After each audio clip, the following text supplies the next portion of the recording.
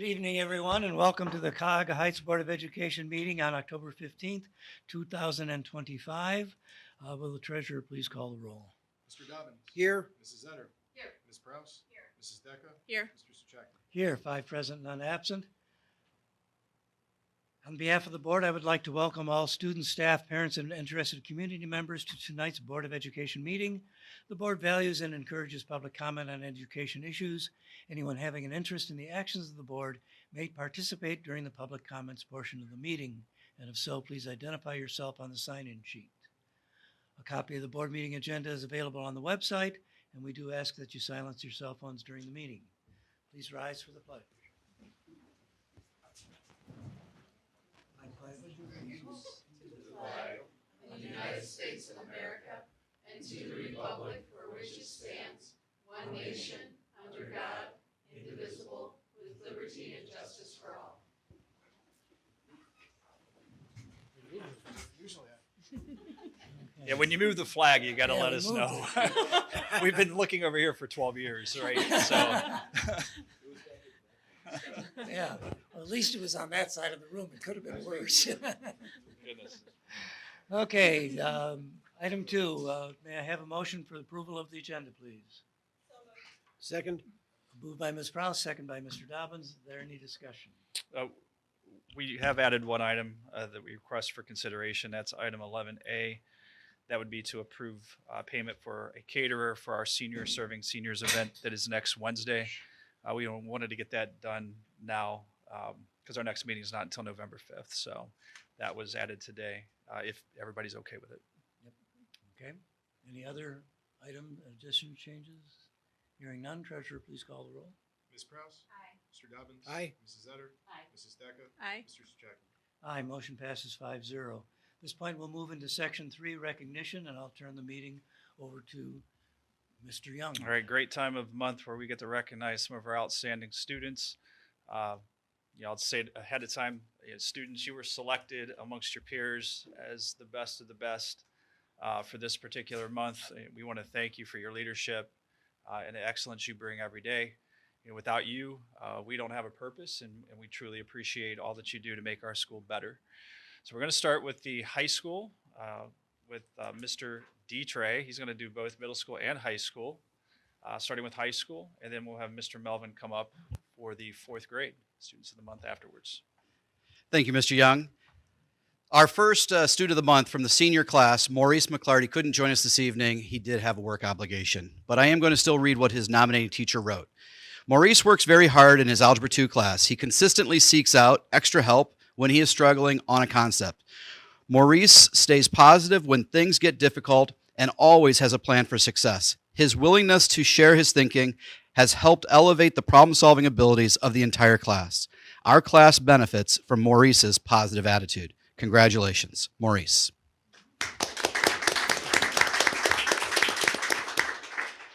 From the 11th grade, our student of the month, Gianna Faulkner. Please come forward.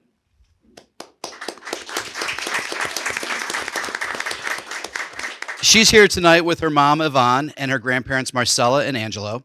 She lives in Shaker Heights, and she is the youngest of 3. She has attended Cuyahoga Heights since she was in 5th grade, and her favorite subject is math. Gianna is a member of the swimming and track teams and plays in the school orchestra. She told me she likes to bake outside of school. Her favorite part about being at Cuyahoga Heights are her friends. And when she grows up, she wants to become an architect. Here is what her nominating teacher wrote. Gianna is a leader in our 4th period algebra class. She comes to class prepared every day and is willing to respond to more challenging questions during class discussions. She stays focused and engaged with challenging problems, showing perseverance on difficult tasks. She asks questions that deepen her understanding rather than just seek the correct answer. And Gianna performs well on assessments and sets a great example for her peers. Congratulations, Gianna.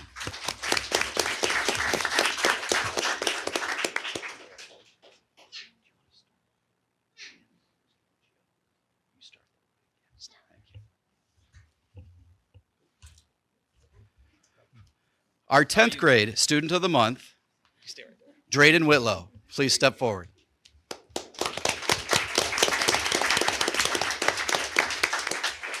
Drayden, who goes by DJ. He's here tonight with his mom, Mickey. He has an older sibling, and he and his family live in Maple Heights. He has been attending Cuyahoga Heights since the start of his ninth grade school year. DJ's favorite subject in school is history, and he is a member of the basketball team and one of our 10th grade students selected to participate in the First Ring Student Leadership Program. He plans to go out for track this spring and high jump.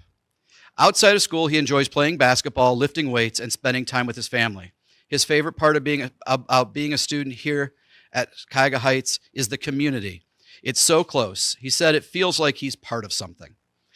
When he's done with school, he wants to have either a career in the NBA or become a real estate agent. Here is what his nominating teacher wrote. Drayden is a hardworking and very personable guy. I give him a lot of respect for wanting to step up and take honors English this year. He has a sincere ambition to get better at writing, and he's willingly doing the work to make that happen. His engagement with the material and his insightful contributions elevates our classroom discussions. He is self-motivated and driven to be successful. I look forward to what you will accomplish by the end of the year. Congratulations, DJ.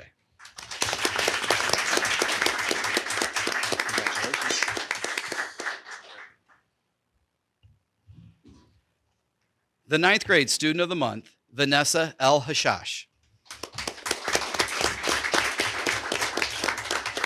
Vanessa is joined here tonight with her parents, Mira and Wuji.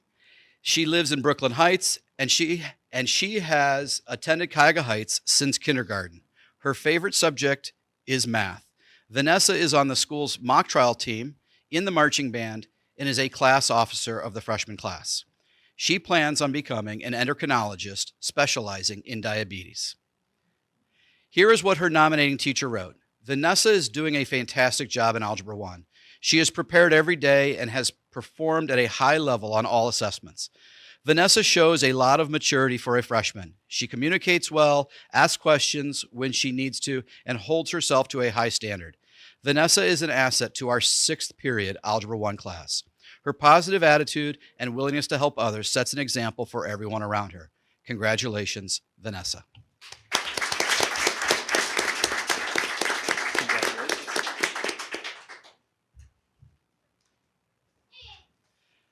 Our 8th grade student of the month, Maddie Melnick. Please come forward. I wasn't certain if Maddie could make it here this evening, but she was hopeful that she could. So I'm going to skip right to what her nominating teacher had written in her nomination. We are proud to honor Maddie Melnick as our student of the month for demonstrating self-respect. Maddie consistently carries herself with confidence and integrity, making choices that reflect her values and goals. She sets a positive example for others by treating herself with kindness, taking responsibility for her actions, and showing pride in her work. Maddie's ability to stay true to herself while encouraging others to do the same makes her a role model in our school community. Congratulations, Maddie.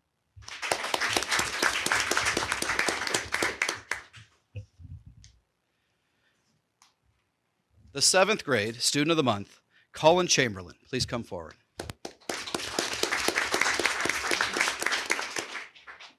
Colin is here with his parents, Sean and Aaron. He is the youngest of 3, and their family live in Valley View, along with their 2 French bulldogs. He has been attending Cuyahoga Heights since the 4th grade, and both of his parents are alumni of Cuyahoga Heights. Colin's favorite subject in school is social studies. He is a member of the school's football team and basketball team. Outside of school, he enjoys playing with friends outside and swimming. His most memorable moment so far was at Cuyahoga Heights was his 5th grade promotion ceremony. When he is done with school, he plans to work as a firefighter. Here's what his nominating teacher wrote. Colin Chamberlain is 7th grade's nomination for Student of the Month. He is being recognized for his outstanding self-control and dedication both in and out of the classroom. As a student enrolled in advanced classes, he consistently puts forth his best effort and demonstrates a strong work ethic that sets a positive example for his peers. His pleasant attitude makes him a joy to have in class, and his ability to stay focused and composed helps him succeed academically. Beyond the classroom, he is also a valued member of the middle school football team. where he is disciplined, and his teamwork shines. His commitment to excellence in all areas truly makes him deserving of this recognition. Congratulations, Owen. We are proud.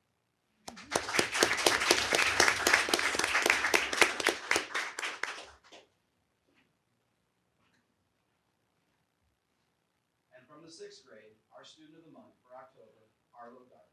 Please come forward. His parents are Dana and Randall. They live in Newburgh Heights. He has attended Cuyahoga Heights since kindergarten. His favorite subject is English because the teacher is really nice and class is chill. Yeah. Outside of school, Arlo likes biking with his dad, fishing, playing video games with his friends, and going out to dinner at his favorite place, the last page. He wants to work in the field of engineering or work in a science-related field when he grows up. And something interesting that I learned about Arlo today is that he attended a sailing camp last year and learned how to sail solo. Impressive. Here is what his nominating teachers wrote. The 6th grade team of teachers are pleased to nominate Arlo Darling as our student of the month, highlighting his remarkable strengths in character.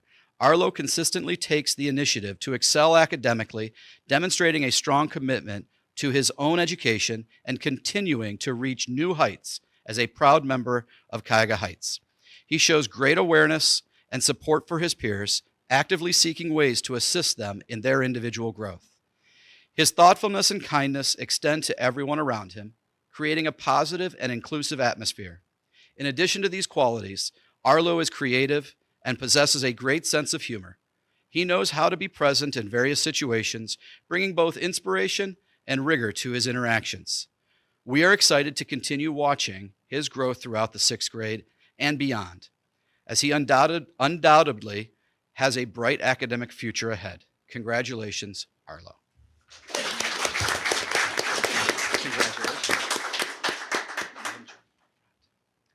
And next, I'll ask Mr. Melvin to come up to present our middle school or our elementary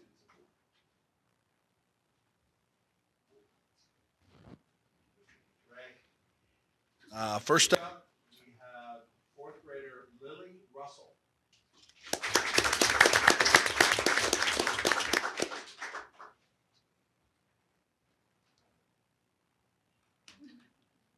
Lily resides in Brooklyn Heights with her mom and dad and her mom's friend and little sister Maeve, who's 3 years old. Lily has 3 cats, Winston, Freddie, and Rambo, and 1 dog, Mabel. Her favorite subject is math because it is fun to learn new things. One of the things that Lily can not live without are her mom and dad because she doesn't know how to cook. Good answer. Outside of school, Lily likes to play with her friends, play softball. When Lily grows up, she would like to be a teacher so she can help kids learn new In 2026 and 2027, and I'm going to turn it over to our high school principal. Thank you, Mr. Suchaki. And one of the items that's going to be on tonight's agenda is our student activity and purpose statements. We have over a dozen student activity groups, which are student-managed groups and student-managed funds. And I have asked members of our senior class and our junior class to come tonight and kind of give a little bit of an overview or description of what it entails to run a student-led group. And some of the things that they are tasked with. In order to keep or maintain a student group, they've got to fund themselves. And so one of my roles as the administrator is helping them coordinate their fundraising efforts so they don't overlap, and so that we're not running one group against another group at any given time.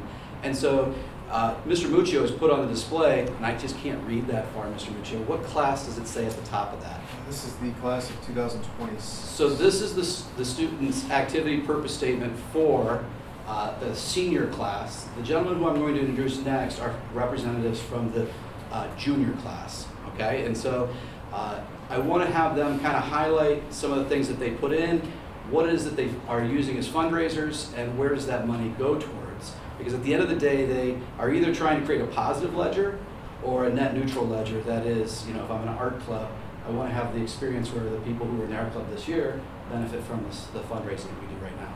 So I'm going to introduce Adam Garib and Joey Nee, who are the president. Adam is the president of the class of 2027, and Joey is the vice president of the class of 2027, to talk a little bit more about this.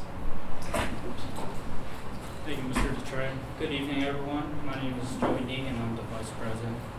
So, as elected by my classmates, I'm entrusted to give them a good high school experience, which would include prom, some other associated events. So, and after prom. So, we have to fundraise, we have to fund ourselves, and we do that through various different fundraisers. The whole point is that we can have a positive experience for my fellow classmates. I'm going to introduce my president, Adam Garib, to explain different ways in which we fundraise and some examples of fundraising outside of just for class officer. Thank you. Good evening, everybody. As you all know, I'm Adam Garib, president of the class of 2027. So, elaborating on what my vice president was talking about, our goal is to, of course, provide the best memory for prom that our class can have. So, we have a smaller class, so we can afford to spend a little more on our prom. So, from the previous year, we had $3,000 coming onto this year, which meant that we had to strategically improvise to collect more money, which led to us establishing 5 different fundraisers. And the key with all these fundraisers, we have to get creative. As you can see, we have the plant sale fundraiser, candy bar sales, t-shirt sale, and then a calendar fundraiser. Now, we already went through one of these fundraisers already, and it was very successful. So we profited more than $500 at the corn roast. Some of you may have been there, I'm not sure, but it was a very fun experience. And then it's not just for, I don't just fundraise for the junior class, but there are other groups in the school, other clubs, where we also fundraise for different goals. So like Recycling Club, we are fundraising to implement better sustenance for the environment and how we can integrate that into our school. And then for Model UN, for Model UN, we actually partner with iOpen. So we fundraise money, and then that money goes to children in Africa for their education. And these are only a few examples of fundraising all across the school. And at the end of the day, the goal of fundraising is to unify and help student community bond. Thank you, everybody. Yeah, I do want to thank these guys for coming in this evening. I gave them kind of short notice at the front of the week to say, hey, put something together. And I also promised them there'd be other people here to speak with them. So they did a great job, and I thank them for coming in. Prom is one of the biggest undertakings for the class officers. Last year I think prom at Brown Stadium cost us somewhere in the realm of like $15,000 or $16,000, right? I mean, so these guys are trying to generate money to have that experience for their classmates. And so they've devised and they help orchestrate and plan fundraising events such as the ones here so that they can net a profit and then choose a destination. The class of 2026 is planning to attend the Botanical Gardens for their prom this year. And so these guys have yet to determine, but how much money they can raise will determine what they're capable of having. You mentioned the corn roast. What did you sell something? Yes. Yeah, tell me about that. So at the corn roast, there are different booths that are set up every year. And as a club or organization, you can volunteer to fill in one of those booths. Whatever you sell is then distributed to your group for fundraising and in the city. And it's very profitable and a good experience for everybody. So you shared in what you sold. Yes. Okay. And you had volunteers to do the Volunteers from our class. from yes. the class to do it. Yes. Good idea. Okay. Thank you, members of the board. Thank you guys for coming and presenting. Thank you. Amazing.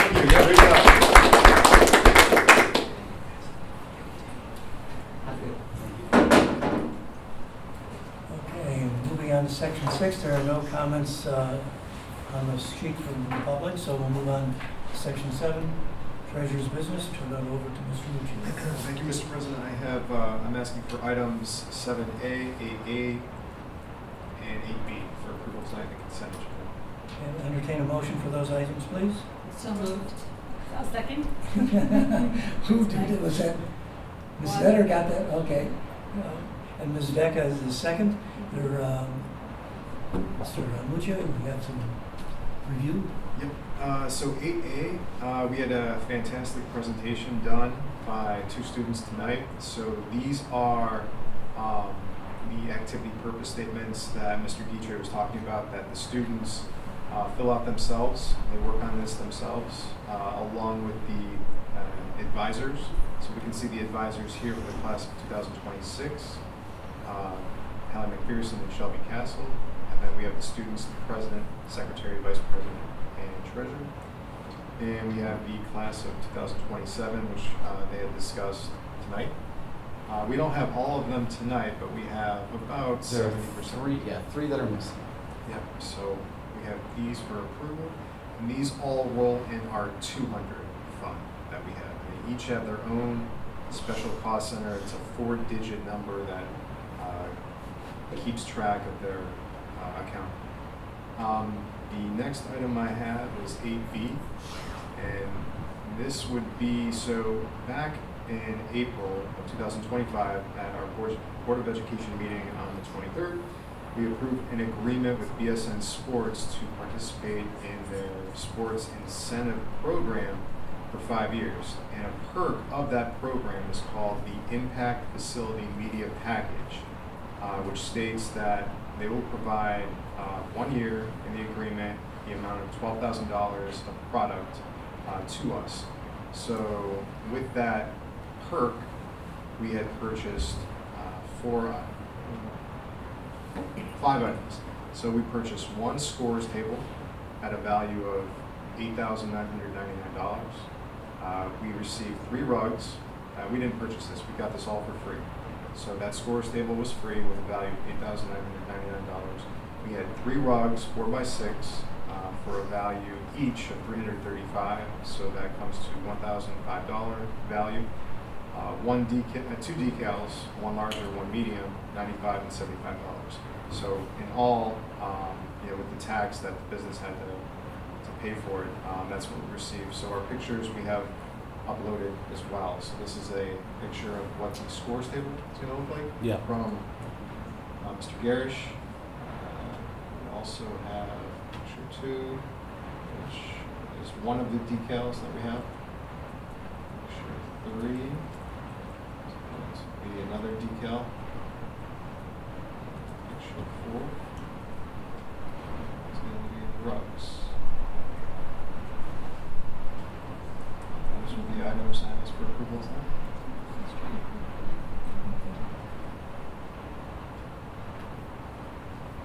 All right. Any questions for the treasurer? Treasurer, please go on. Mrs. Zetter. Aye. Mrs. Deck. Aye. Mr. Dobbins. Aye.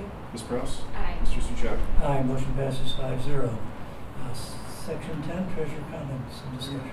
Just for tonight. First, we probably want to put on our calendar the Records Commission meeting, since we're in the month of October.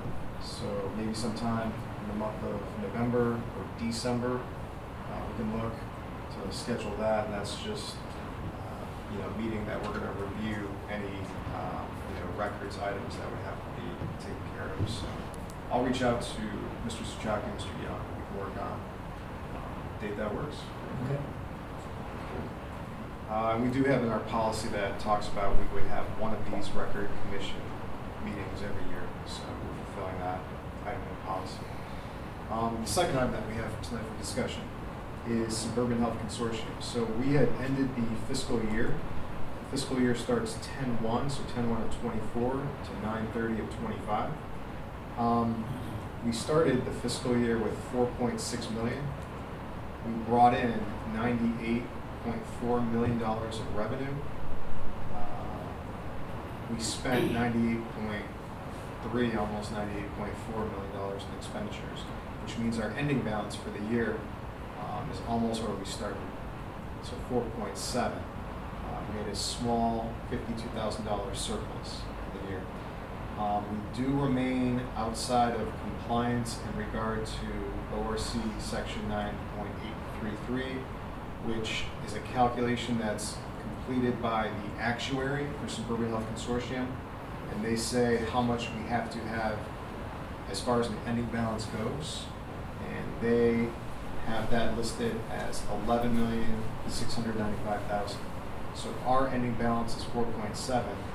We have to get to that point just to meet the bare minimum of ORC Section 9.833, which is the actuarial assessment for where we should be. So we had a heavy balance, or a heavy premium increase, last year, and we just, treaded water with it. So we're looking at, a handful of years at high premium increases just to get to where, the actuary is telling us to be. Any questions? I did want to point out one thing in the financial reports. So this is from Todd Huster. He's the retired treasurer from Orange Schools. He's still carrying on as the fiscal agent. He was actually hired through the ESC of Northeast Ohio via Brexville Schools. So he's still doing this for a couple of years. And then he just put, and I highlighted here, SHC ended the year virtually where we started. While it was our intent to build reserves, SHC is only $52,512 ahead of where we were last year. SHC is still well below the terminal reserve level recommended pursuant to Revised Code Section 9.833. Cash flow management remains tricky, especially in the months when weekly premium payments have to be made 5 times. So he actually holds back invoices to receive cash from the schools paying the premium before he can make those payments to our insurance company. I'm told that a number of health consortia around the state and nation are in a similar position. SHC has transitioned to Smith Rx as the new prescription drug provider from Express Scripts, so that's going to begin January 1st. And we look forward to the year ahead. Hopefully the projected savings from Smith Rx, that move, and promised service level will be positive for the consortium and its members. While break-even fiscal year numbers aren't the worst-case scenario, it's not what we had thought would happen in light of the rate increase that went into effect a year ago. So the consortium was thinking we would be ahead by 1.5 million. So we'd be, 4.5, let's say, for example, we're at 4.6, but 1.5 million on top of that would be about 6 million. But we did. So, and the financials are here for the year if anybody's interested. Did want to point out the investment earnings of the consortium. The consortium only made for their fiscal year $97,828. Remember, we pulled in over $1 million. So just as a any questions before we move on? I just wanted to include here in board docs, if anybody's interested, that the property tax working group recommendation report was issued back in September. The report's right here. And I did want to point out, just in my opinion, the most crucial recommendation is number 2 on page 8, which limit the carryover balance for all taxing districts to 100%. So any carryover balance over 100% would need to be justified in writing to the satisfaction of the county budget commission. So remember, we had a huge, couple months there with the cash carryover balance that we dealt with. So we were looking at initially 25%, then 30, then 50, and they negotiated and settled on 40. We wrote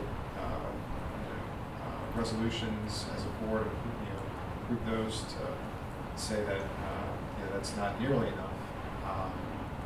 Mr. Young and myself drove down down to Columbus to testify. We invited Senator Serino here a couple of weeks ago. So we've been really trying to tackle that cash carryover. And, you know, it's really nice to see that the property tax working group that was put in place by Governor DeWine came out with the recommendation that we see here of 100% cash carryovers.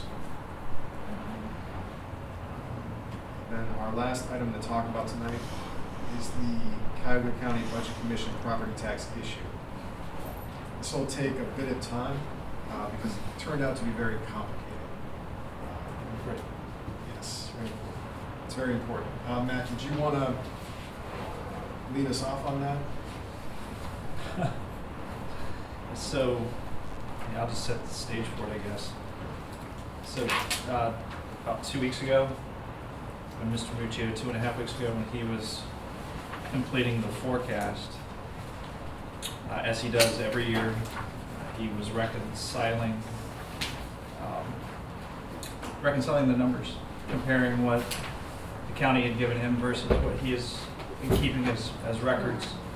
And he's rarely been off by more than, I would estimate, 5% or less in his calculations.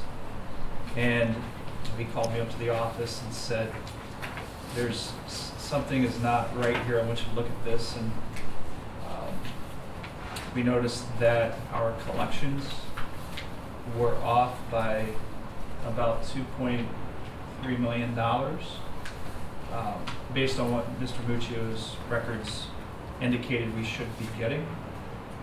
Just going back to tax year 23 and stacking a brand new levy on top of that, told us that if nothing had changed, we should have been somewhere around $17 million, but the number was coming in at around $15 million.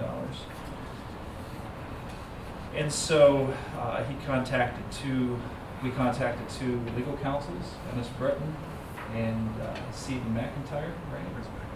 Yeah.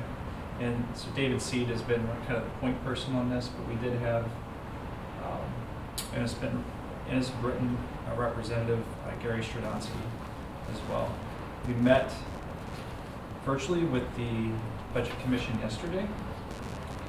And yesterday was Tuesday. Okay.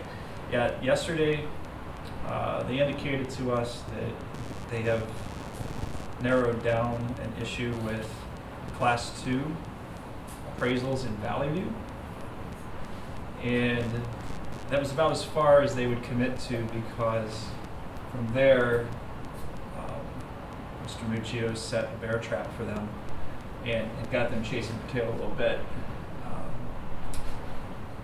And he's able to almost reconcile down to the penny exactly where they're off and why they're off.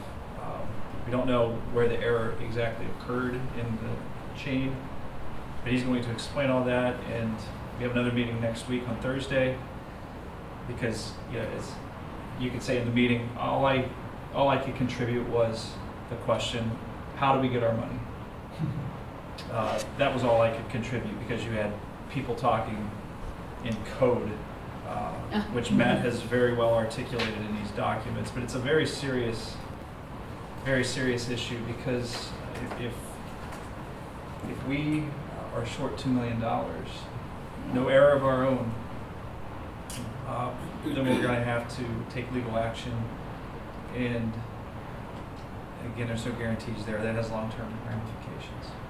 And so Matt's going to go through and talk about this, and we'll have a week from tomorrow, we'll have a little bit more information, because they need an opportunity on their end to figure out exactly what went wrong, how it went wrong, why it went wrong, and how we're going to reconcile it. And this does affect, it also affects the Village of Valley View, because they do have a Parks and Recreation levy that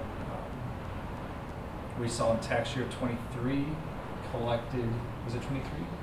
Collected $1.9 million from tax year 24. Or is it 24 and 25? 23 and 24. And 24 only collected $1 million. So that's because their Class 2 is affected by this as well. And we notified the mayor's office yesterday of this, and I think we may have a conversation in the near future with that office, so we can explain that. So it's only a Valley View issue, and it's only affecting Class 2. And class 2 is Is- commercial? Yeah, so Matt's going to go through and explain all of that as well as he can. It's a really, really important thing to understand and to be able to reconcile. Thank you, Mr. Young. So jumping into this, we did have that meeting, and when they told us that there was a overstatement of 90 million valuation, I think all of our eyes popped wide open. 90 million, and that's probably after 35% assessed valuation calculation. So it's a huge figure. 35% of that gives you 90 million. Is what they're saying that it was overstated by. So we'll get to that point. So everybody has in front of them my sheets, and these are my sheets that I create, my rates and amounts calculation. And there are 3 of them. So let's look at the first one that we have here. And this is our baseline. So this is what I did when we board approved our alternate tax budget back in January. And all the figures I pulled from are from Cuyahoga County. So let's take a look at the valuations that we have here. So if we're looking at that sheet, we'll pull up here. So right here, we're going to look at these valuations. And we can see that Class 1, which is residential and agriculture, is 145 million. You can see commercial, industrial, mineral is 336 million. And on the sheet, we can see that public utility personal property is 93 million, for a total of 576,202,490. Now, if I go to the website, which I just pulled up for Cuyahoga County, there's our school, that's what they have listed for the 2024 assessed value, 576,202,490. 93 million for public utility personal property, 336 for commercial, and 145 for residential. So that's my starting point. And then also we can see the effective rates. So we have effective rates up top, and I'll go back to the sheet. And those effective rates are right here. And we have them for Class 1 and for Class 2. It's interesting because we have 2 of these effective rate sheets. So this is what's called the DTE. So it stands for the Division of Tax Equalization, DTE, Department of Taxation in the state of Ohio. And this is their 515 report. And we can see it was generated December 27th, 2024. And we can see that the rate here for other, which is commercial Class 2, is 27.668956. And that's what I have on my sheet here, 27.668956 that we can see down there. What's interesting is, I just noticed this the other day, that there are 2 DTE 515s, and the second one is dated May 9th, 2025, which is right here. And I uploaded these to Board Docs too, so if anybody's curious, we'll pull these down. But here is the second DTE 515, also for tax year 2024, dated May 9th, 2025. And if you come down here to our school district, we can see that that amount is 27.682528, so slightly different than what we just saw before. So that's a question I had for the Budget Commission. Why are there 2 DTE 515s with different rates just for our Class 2, slightly off? So going back to our baseline report, which I did back in January of 2025, using again the DT 515 from that December, and we had the values that were sent to us from Cuyahoga County at the time.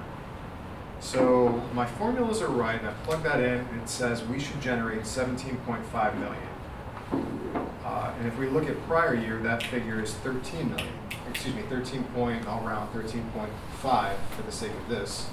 And the real difference between the 2 years would be the 3.5 million for a new levy. Also, if valuation went up, we collect a little more for inside millage. And let's round that to 500,000. So that's our 4 million added from 13.4, 13.5 from prior years. 4 million on top is 17.5, and that's what I had here, 17.5. So that was the baseline. Now this is where everything gets complicated with the county. So let's flip it to the next page on our staple packet. So right here is my sheet inputting figures from Cuyahoga County. And pull up their report. So it's going to be this one. So this is the report that was completed by Cuyahoga County, and everybody has a copy of these as well. So it's going to be in one of the other staple packets, and there's an email from the Budget Commission saying that this is them creating that packet, that spreadsheet right here for us, which is on the screen that we can see. So this one matches to the dollar to my rates and amounts calculation, the second one that we're looking at. So the total that I have there now updated isn't 17.5 from our baseline rates and amounts calculation that we were looking at, right? So it wasn't the 17.5 from this sheet, but rather now it's saying 17,357,601 on the purple numbers that we have here. And that's because we can see everything boxed in orange, and I have it highlighted below also in orange. So those are adjusted tax year 2024 effective rates to the May 9, 2025 DTE 515. So that's what the county's using, that May 9, 2025 DTE, so the second DTE. It slightly adjusts our effective rate for class 2. And I also updated our public utility personal property value. So it goes down from from 93 million to 90 million. And that's according to the county, and then working with the state. So when I plug in those two changes to the inputs, it gives me those purple output numbers for the amount, the total gross amount of all of our levies at 100% collection, which does match to what Cuyahoga County created themselves. And this is what I asked them to create for us. And we can see that that amount down there in the bottom right is 17 million. I input that bottom right figure, just the total of everything, 17,357,601, which is every green amount. So this green amount right here, which does match if we were to look to what I have calculated for our 1 mil of PI, 446,788. This is the total of all of our outside. And then we have our inside millage, 2,348,470, which is right here. So this sheet matches the two of them together. But keep in mind that we haven't even tackled the biggest issue yet with Cuyahoga County. That's going to be with us flipping to the third and final sheet. Now look, there's a drastic difference in those purple numbers between the second and the third on our rates and amount sheet. So it went from 17.3 million to 14.7 million. I'm going to pull up the county's sheet on that, 14.7 million, which is this sheet. Big difference that we're going to see is they're using this figure, and I updated it with a brown highlight, 243,456,50 right here on my rates and amounts. And that's a $93 million reduction from sheet 2. So it went from 336 million to 243 million, and that's a $93 million reduction. And that's what the county told us the other day, was that there was a $93 million overstatement to valuation in the village of Valley View. For class 2. For class 2. Now, when I pull up what's called the abstract, which is this report, it's the DTE 93 And it's, I don't have it printed out for everybody, but it's up on the screen and it's uploaded into Board Docs if anybody's curious on the abstract. But we're going to look at, this is for tax year 24, and we're going to look at, and this is for Valley View, row 12. So this is the reappraisal update that Cuyahoga County performed. B is for building, L is for land. So we can see that 91,158,000, and then almost a $2 million figure, 1.9 right here. Well, that's about 93 million. So basically what they were telling us yesterday is that the entire reappraisal that they did is wrong, and they're backing it up. That the county That did. the county did. And then gave to people and said, Not people, business. businesses, sorry, and said, this is now the number, now they're coming back and changing their mind. That appears to be the case. So the county initially came out, and we saw, it's even on their website today, it's at 336 million. But they're saying that there is an overstatement in Valley View to the tune of $93 million. And the only thing I can see close enough to that is the reappraisal that we have down there, which is about 93 million that they reappraised and raised it. Now it's interesting too, because when I pull up our 5-year forecast, and down here I have all of the percentage increases throughout the years for class 1 and class 2. And we can see that we had a more than 30% jump, which is out of the normal. It's usually 3, 1, 9, 2, less than 1, 7%. The only difference was that was a reappraisal year, 2024, and we heard stories of crazy reappraisals coming through. So when I looked at that, I said, well, that kind of makes sense with what we're hearing in the news, even though it's a lot higher than anything in previous years. And the last triennial update in 21 was a 9% increase. The last reappraisal done back in 2018 was a 7%. So we were greater than 30%. But they're saying that that increase to 336 million for class 2 shouldn't be. 93 million too high. It's 93 million too high. So if we back out 93 million from 333 million, that basically takes us to But then it actually went down. 243 million. Right. So we go down by about 3 million. So is residential too high? Yes. They didn't tell us that. Yes, it is. So they're saying that that's the case. And when I plug the figures It is. into the third sheet that we have, Commercial can't go down. right. So when I plug that into the third sheet, we see the 14.7. But then I said, wait a second.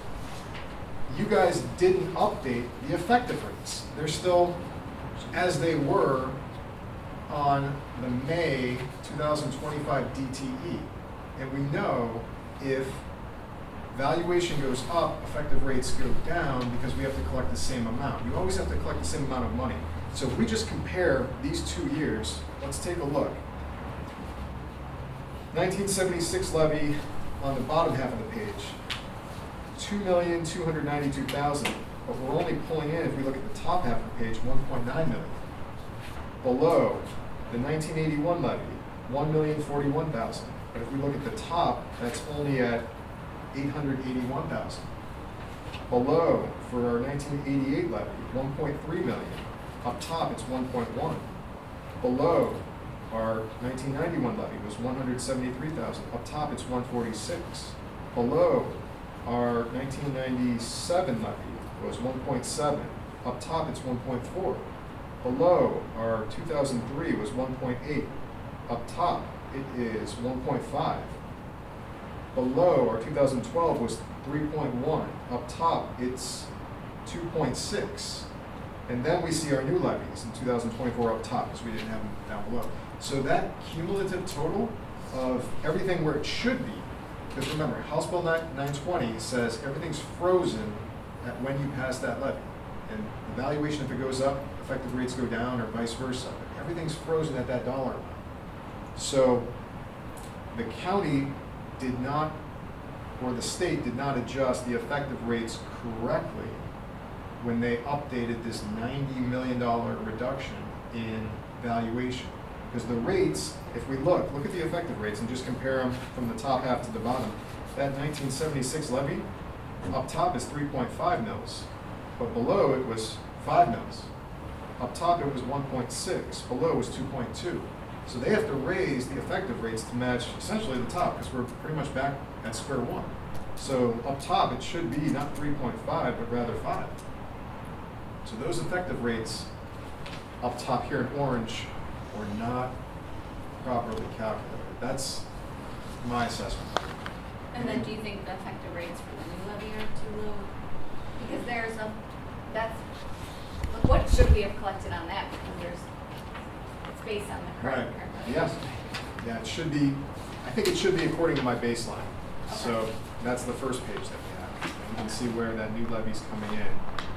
So maybe, we can just see the money.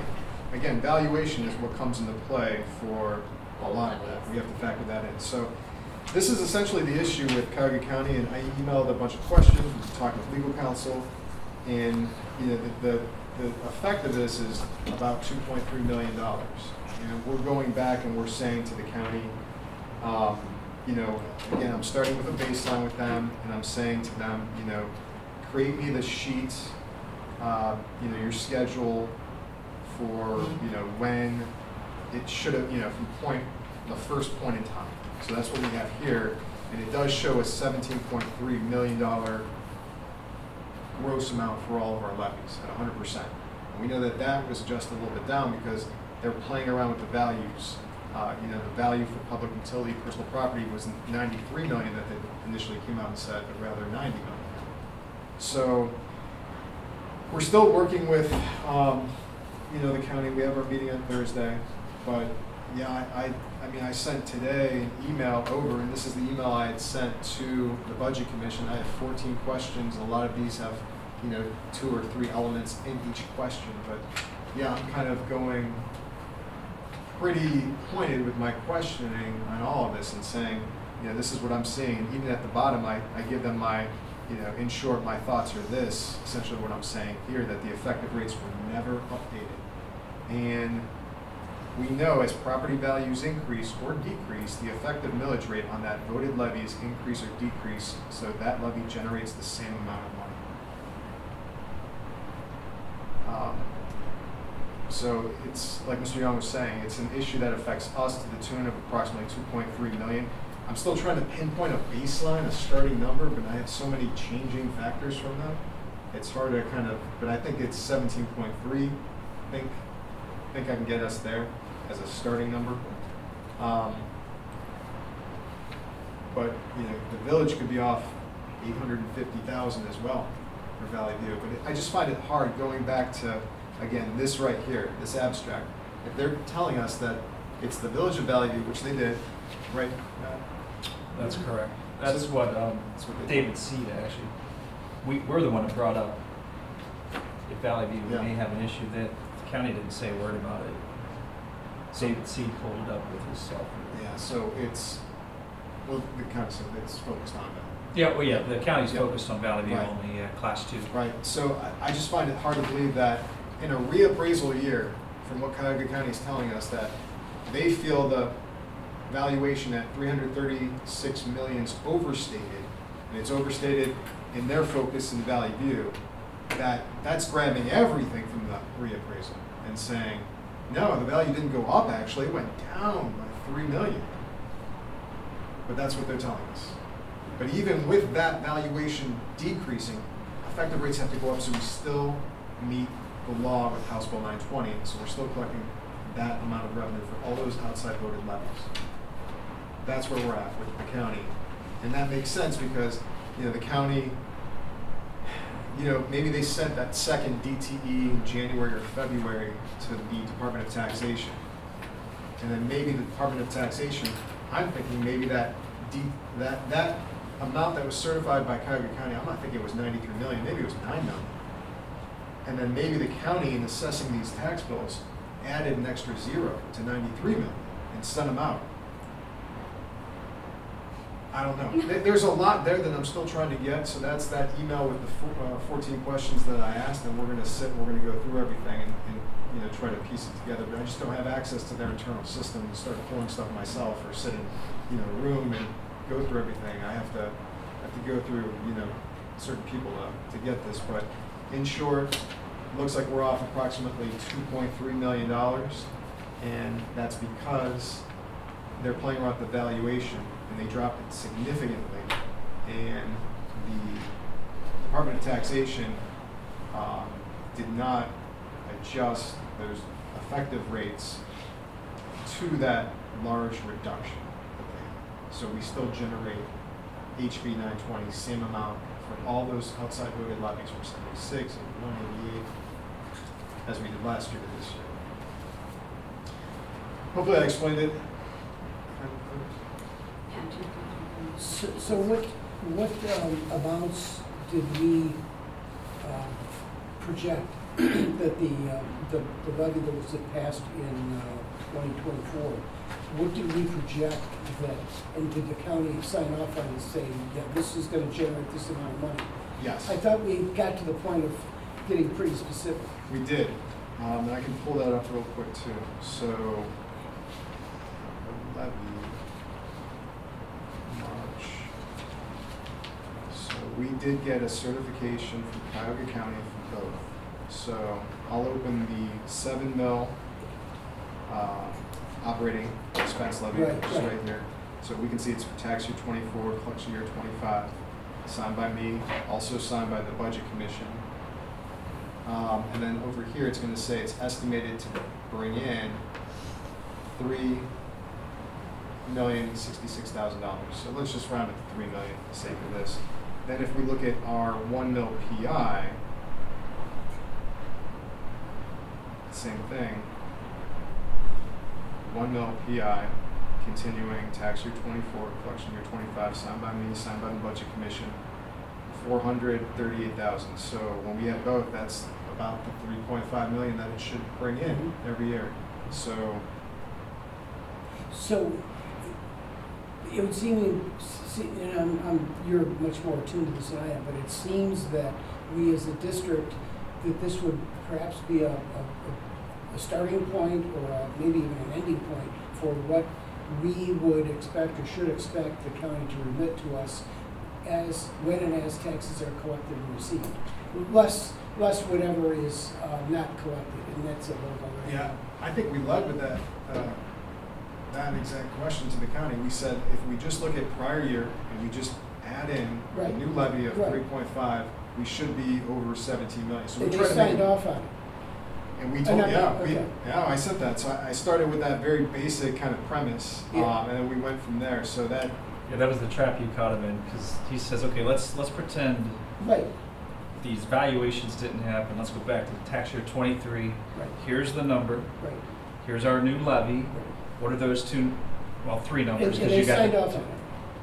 Yep. Yeah, and you said, and that's part of the process, is that we have to say what we think it's gonna generate, tell the voters that, and then we have to act upon that, or the voters have to act on it. They did, and here we are. right. And even when we were explaining that, I mean, they understood that. And I think that they're trying to make sense of everything that's happening. So I think that's the easiest way to explain it. Like last year, and then we'll just add in our Yeah, new items. right. That pretty much takes us where we should be at. So I've been leading and ending the conversations with them with that. So when what dates are critical in terms of the county's remittances to the district of tax revenues? I mean, has there been a disbursement yet, or when's it scheduled to occur? We've already collected everything for tax year 25. So it comes to us in an advanced schedule. Let me pull this up as well. But you collected the incorrect amount. Correct. Okay.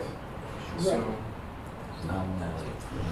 this is our property tax advance schedule. We're missing 2.3. Thank God we're allowed to have a cash carryover so that we're Right. kind of. But the dates, We're I not guess counting what that I'm money. curious to know is what are the dates, the next dates that we as a district should be mindful of? Yep. So right, I'll answer that in two ways. So back in time, this is the collection schedule from the county. So we had collected an advance in January 15th, then February 14th. Then we collect all the remaining, the settlement, in in March. So that's the first half. That's when I emailed the county and said, we're trending low, you know, and they're like, everybody is. I'm like, okay. So I was waiting for the second half to come in July and August. We received that, and we were still low on my numbers. And then I'm like, I reached out to Cuyahoga County to get this collection information once they have it available. They usually don't until the middle of, I think it's October or November. But I asked for it early because I was working on the financial forecast that we have. They sent it to me, and this was the real kicker because I wasn't sure if our collection percentage was super low, like 85%, or what. But I wanted to see what they had for collection information. When they sent this over September 30th, I think I got it.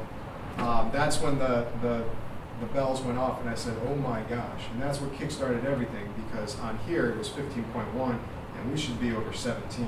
So that's what kind of initiated everything. As far as any dates going in the future, we sat with the county, and they told us that they feel that going into the future, everything should be correct, but it's just not correct this year.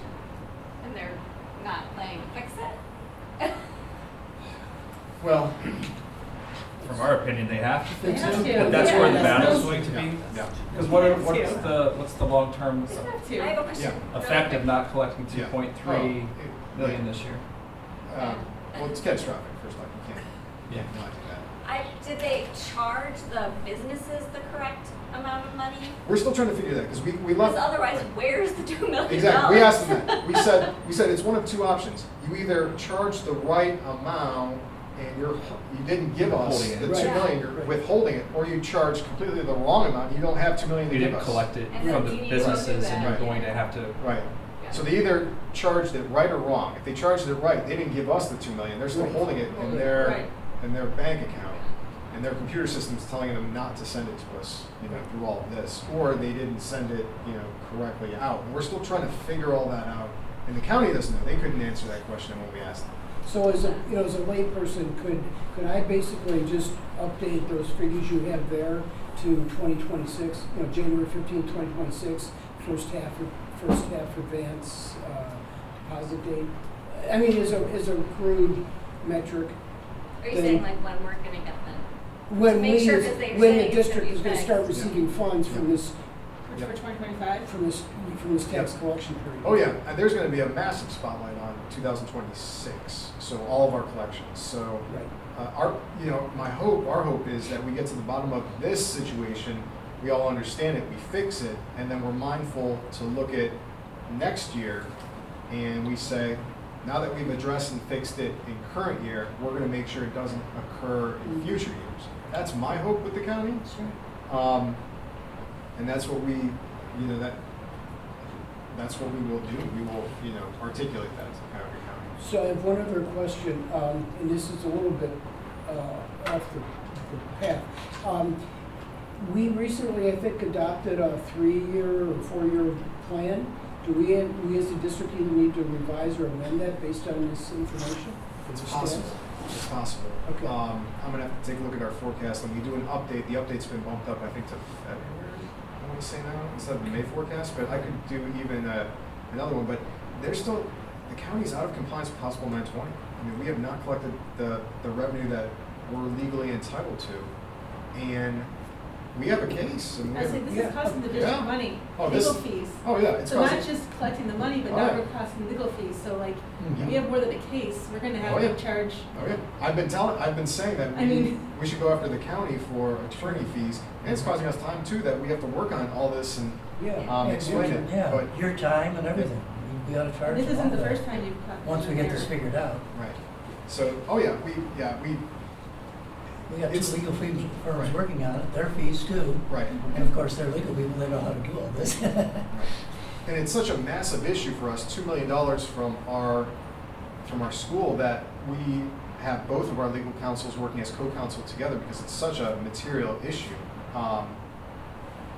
But yeah, it's gonna cost money, and we should, absolutely, 100%. I was on the same page with that, and that And you could the have had county invested. should pay us for that. So, Well, Yeah. I'm glad you're on it. Thank you so Yes. much. And What is the it's next- it's a very far-reaching What do you think the That's next good. step is going to be from the county? The answers or another meeting or? I can answer after Matt if you want to give your thoughts. I think they have to, they're taking the time to figure out exactly what happened. I mean, we're meeting in 8 days. So Okay. a week from tomorrow, we are meeting, and we're going to hear what they believe happened and what their Response ideas or with respect to plan? reconciliation of this is going to be, and then we will Wow. respond based on that. Right, but in my 14 questions that I asked, I made 2 public record requests to them, highlighted in blue. At this point in time, but these are pretty in-depth questions, and this is just my starting point. So we're carrying the football all the way through the end zone on this one. It's not, we're not, this is just, it has to be done, and we will. And it's either going to be done, hopefully simplistically, that we can say this is our starting point last year. We have a new levy of 3.5, should be 3.5 at least higher. So we'll start with the very simplistic point. If that isn't getting across, then we'll get into the weeds on it. But yeah, we've already started, and the county, at least the county didn't come out and say that there's no issue whatsoever and it's this, because I'm like, oh, that's going to be a tougher hill to climb. So they at least acknowledged an issue, and they said the valuation was overstated by $90-some million, which caught all of us off guard. And and again, I have the sheet from Cuyahoga County, their own sheet right here, that shows if everything was back to the starting point for tax year 2024, what's our total amount of the levies? And from Cuyahoga County, it's 17.3. So I got them to put it on paper. They did it themselves. And I can match it to my spreadsheets and see how they arrived at it, with a lot of changes that they did to valuation and effective millage. But I understand that. And, they gave us a collection information report that said 15.1. Well, that's a lot different than 17.3 that we have here. So we'll still, hammer those basic points with them, and if we have to get in the weeds, we will. But I'm trying to, make it very, easy that they understand it and they see it as well on this too. But they should. They're the experts. They should be teaching me. Is it possible that the class 2 valuation did not include the levy? The increase in levy? No, No? no, Okay. because well, I guess anything's possible. I don't want to say it's not. It was higher. Yeah, it's The valuation was higher. right. Anything's possible, but I see it here on their DT from May, the new levy right here. So we can see 2024 current expense and the 2024 PI. So 7 and 1. That's our EGNO levy right there. Yeah. So I see it on reports. I've seen it come through as money to us, just a lot lower on the PI. So I see that, and again, I just fall back to there must be a second certification by Cuyahoga County to the Department of Taxation, which caused that second DTE 515 to be generated in May. And what is that from Cuyahoga County? Let me see that document. And then, we have our legal counsel looking at, tax bills going out. We'll get to the bottom of it, and we'll report back. But yeah, it's a situation I never thought we would be, and it is taking time to try to organize it in a fashion that we can explain it to them easy. Hopefully, it's like spaghetti when I looked at it. I'm like, you gotta be kidding. There's so many numbers that are off in so many areas. It's like, how am I gonna organize this and explain it to them? fashion that people can understand easily. They seem to have drilled in on the exact area, which makes it a whole lot easier. Yep. Yeah. So, thank you for doing Yep. that. I will pass this along to Rick Burdine too, by the way, because it's going to affect them as well. Do you want him to Absolutely. work with you on it, to give you a call? And Yeah. The more you help, might be able to get their legal team involved too. yeah. The more help, the better. You know, and it's just you know, we want to work with Cuyahoga County, but we also, you know, the sooner we can get them to understand this issue, the better. So absolutely, anybody that can assist and we can, you know, be able to articulate it to them in a way that they understand it is positive. So absolutely. Okay. Because Rick is also an excellent treasurer, as you know, so you might have a few other ideas on how to get it across. Okay. That's all I have. That's my thing. Thank you very much. That's all you had? At the moment. Let's move on to section 11, superintendent's business. All right, thank you. So there are just 3 items on the consent agenda. We have 11A, 12A, and 13A for consideration. Okay, I'll entertain a motion for those 3 items, please. So moved. Moved by Mr. Dobbins, Second. second by Ms. Kraus. Almost said Eder because I saw the hand move, but I heard the voice first. Discussion. Yep. All right, so 11A was added tonight. This is for catering services by Mark Chase to not exceed $200 to assist us with the catering of our serving seniors event. That is next Wednesday, October 22nd, 2025. It will be held at Cuyahoga Heights Village Hall. Last year it was at Klima. There's, I think, some construction going on down there. So we're moving it here to Village Hall, so we'll be doing that from 5 to 6:30. Of course, everybody here is invited to that event, so it's a great event that we're doing with our senior class. I get 2 invitations because I'm on both sides. Yeah, of the board. well, there So you I go. I get 2 dinners then? Winner, winner, you get a chicken dinner, yeah. Next, we've got just one supplemental. It's a substitute scoreboard operator for high school soccer. And then 13A, this is our updated substitute teacher list, has 3 additional people that have been added to this particular list. So those are the only items I have. Okay. Any questions for the superintendent? Hearing none, treasurer, please call the roll. Mr. Dobbins. Aye. Ms. Prowse. Aye. Mrs. Eder. Aye. Mrs. Deca. Aye. Mr. Strouck. Aye, motion passes 5-0. On to section 15, superintendent Yeah. discussion and comment. Yeah, I won't be long. This is unsolicited. I think we should be grateful for the skill set and the work that Matt Muccio does. Not every treasurer operates that way. There's only a handful probably out there that have that level of detail, and you can go back and historically verify his work against real numbers. And again, when I say he's only off by about 5%, it's probably not 5%.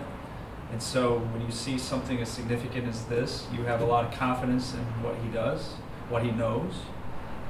Sitting there yesterday, listening to him go back and forth very politely with the Budget Commission and legal counsel, I was out of my league. I could not have had those conversations. It's beyond my level of expertise. And it's something we shouldn't take for granted. So I do want to thank you because we are a small team. People wear a lot of hats, they do a lot of things, and the number of requirements and mandates never seem to decrease in our world. And so, I think it's something that we should acknowledge, or I want to acknowledge, because I would be very concerned with almost any other treasurer that we would just keep on going and not recognize that we had a $2.3 million deficit and not understand why we have a $2.3 million deficit, and then have the expertise to be able to argue why that has to get corrected. So, I do want to bring that up, so thank you. Quarter 1 ends this week, so it's hard to believe we're a quarter way through the school year, and things are starting to wrap up. We're in postseason. We've had some good wins here out of a couple of our teams. I know girls soccer is continuing to go. Boys are this weekend. Volleyball, we got a win last night. We still have 2 regular season football games. Cross country is still going, but it's starting to wrap up here, and we're going to be into winter sports before we know it. Anything else from my peanut gallery out there that I need to add? We're good? Yeah. Really grateful to. I stayed to listen to Matt's explanation Yeah. because I knew there was something in brew, but Yeah. wow. Yeah, grateful for the entire team here at Cuyahoga Heights, no matter what your role is. Everybody's important, and it's fantastic. So that's all I have. Okay, thank you. Board committee reports and comments, section 16, anyone? I do have one thing. Oh, Career Center. Normally in October, we have the all boards dinner in the Career Center. That has been canceled this year. It has been moved to April to be part of the grand opening of all of the renovations and additions that have been done. So my apologies to the three of you who won't be on the board next year at this time. If you'd like, I could ask for an exception and see if we can get you invited to that dinner as well. The look on the face is making me laugh. So that's about all I have on the Career Center because I missed their meeting. The first time I missed in 9 years on that board. That's the first time I missed a meeting was this past one. So I don't have any real details on other things that are going on. Section 17, future agenda items, anyone? 18, agenda information. Should be noted, Board of Education members received their agendas several days prior and have had plenty of opportunity to study and so on. Upcoming meetings, all here in the Monterey Media Center on November 5th, the work session at 6. November 9th, well, it's hard to say. We're already talking about November meetings. November 19th, the regular meeting at 7, and December the 10th, the work session at 6. And that will get us through the end of the year, right? For those of you who are not on the ballot this year, those are your last 3 meetings. But you can always come. I mean, guests are always welcome. We won't throw you out. Where am I? I lost place. 19. At this point, I would like to make a motion that we adjourn to executive session pursuant to RC 121-22G1. Consider appointment, employment, dismissal, discipline, promotion, compensation of a public employee or official or other matters required to be kept confidential. May I have a second to that motion, please? Second. Second by Ms. Proust. Any discussion? Hearing none, Treasurer, please call the roll. Mr. Souchaki? Aye. Ms. Prowse? Aye. Mr. Dobbins? Aye. Mrs. Etter? Aye. Mrs. Decker? Aye. Motion passes 5-0. It is 8:32 and we're adjourning into executive session. No action will be taken when we reconvene. Form that's left. That's the form that keeps